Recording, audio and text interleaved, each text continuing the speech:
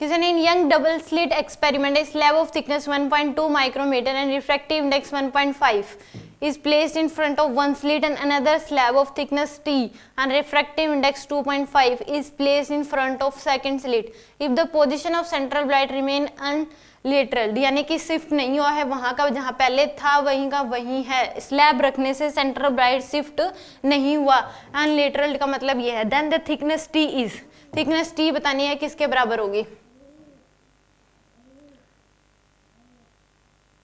यहाँ पे पूछा index split thickness 1.2 my refractive index ये दे रखा है in front of one slit and other slab of thickness T and refractive index 2.5, इसकी थिकनेस टी ये बतानी है कितनी हो जाएगी। तो यहाँ पे सेंट्रल ब्राइट वहीं का वहीं है, अगर ऊपर वाली स्लिट के आगे स्लैब रखते हैं तो शिफ्टिंग क्या होती है, ऊपर की तरफ होती है, शिफ्टिंग क्या होगी, ऊपर की तरफ। और मान लो कि यहाँ पे ये स्लैब रखी नहीं हुई, इसने शिफ्ट जो है यहाँ पे कर दिया, इस केस में शिफ्टिंग कितनी होगी, इसमें ऊपर की तरफ शिफ्टिंग होगी। अगर ऊपर वाली स्लिट के आगे अगर स्लैब रखते हो तो शिफ्टिंग जो है मान लो वो कितनी होगी, ऊपर होगी। अब नीचे आगे रख दिया तो ये क्या कर रहा है, जितनी ऊपर शिफ्ट हुई थी इसने क्या कर दिया उतना उसको नीचे शिफ्ट कर दिया दोबारा, तभी सेंट्रल ब्राइट क्या बन रहा है, वहीं का वहीं। तो इसकी वजह से जितनी शिफ्टिंग हुई एक इसकी वजह से भी उतनी शिफ्टिंग, दोनों को इक्वेट कर देंगे हम। तो यहाँ पे यानी कि शिफ्टिंग कितनी होती है, n-1 इंटू में टी डी बाय में डी के बराबर,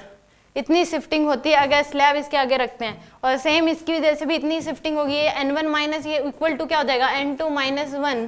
टी डिवाइड में डी बाय डी के बराबर। तो ऐसे डी से डी क्या हो जाएगा, कैंसिल आउट। तो n1 की वैल्यू दे रखी है आपको 1.2 माइनस 1 इंटू में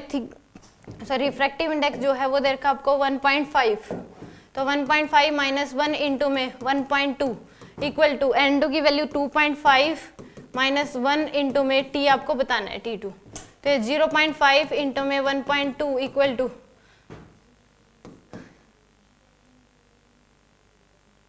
1.5 इंटू में टी, तो टी की वैल्यू जो है वो आ जाएगी 0.5 इंटू में 1.2 डिवाइड बाय में 1.5, तो यहाँ से 0.3 ये आ जाएगा आपके पास 3 के बराबर, सॉरी तब 1.5 तो यह आ जाएगा 0.3 के बराबर। तो यहाँ से t की वैल्यू आ जाएगी आपके पास 1.2 डिवाइड बाय में 3 यानी कि 0.4 माइक्रोमीटर, ये आपके पास वैल्यू आ जाएगी। थिकनेस क्या होगी इस नीचे वाली स्लैब की, 0.4 माइक्रोमीटर, यानी कि सिंपल कहना है कि सेंट्रल ब्राइट वहीं का वहीं है। अगर एक ही आगे रखता तो सेंट्रल ब्राइट शिफ्ट हो जाता, अब दोनों के आगे रख रखा और ये कह रखा है कि सेंट्रल ब्राइट शिफ्ट नहीं हुआ, इसका मतलब इतना इसकी रखने की वजह से जितना ऊपर शिफ्ट हुआ था इसने क्या कर दिया उतना वापसी नीचे शिफ्ट कर दिया, तो सेंट्रल ब्राइट वहीं का वहीं। तो शिफ्टिंग इसके द्वारा इक्वेट कर दी दोनों को, तो टी की वैल्यू निकल जाएगी आपके पास।